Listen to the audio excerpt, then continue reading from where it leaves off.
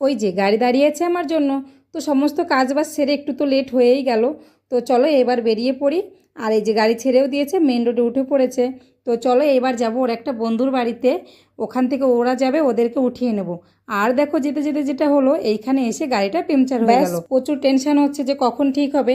ওদিকে কিন্তু সবাই বেরিয়েও গেছে, সবার সঙ্গে দেখা হবে বর্ষানায়। তো সবাই বর্ষানায় যাব ফার্স্টে।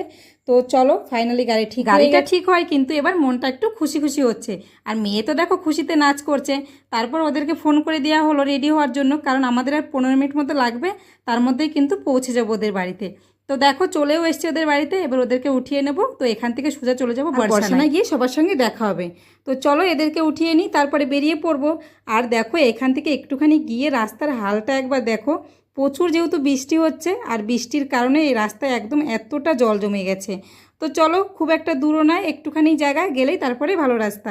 তো দেখো চলেও এসেছি। আর গাড়িতে বসে যেটা প্ল্যান হলো যে বর্ষানায় আর যাওয়া হবে না, একবারে চলে যেতে হবে গোবর্ধনে। কারণ যেহেতু আমাদের গাড়িটা খারাপ হয়ে গেছিলো, ওর জন্য অনেকটা লেট হয়ে গেছে আমাদের। তো ওর জন্য আর বর্ষানায় যাওয়া হলো না। তো তার জন্য কিন্তু মনটা অনেকটা খারাপ হচ্ছে যে বর্ষানায় যেতে পারবো না, রাধারানী দর্শন এবার আর হলো না। তো চলো ফাইনালি পৌঁছে গেলাম। আর এখানে এসে গাড়িটা পার্কিং করতে হলো আবার অনেকটা দূরে, কারণ প্রচুর ভিড়, সেজন্য অনেকটা দূরেই গাড়ি পার্কিং করতে হলো। আর আমরা এখানে দাঁড়িয়ে আছি, আর ওর বাবা ওর বন্ধুর কাছে ফোন করলো ওরা কোথায় আছে। তো ওরা বলে দিয়েছে মন্দিরের সামনে আছে। তো চলো আমরা এখন ওখানেই যাব। আর যেহেতু আমাদের সাথে বাচ্চা রয়েছে, তো ওদের খিদে পেয়ে গেছে, তাই ওরা এখান থেকে নিল কিছু পকোড়া আর পাঁপড় ভাজা। তো এটা খাওয়া হলে এখান থেকে আমরা বেরিয়ে যাব।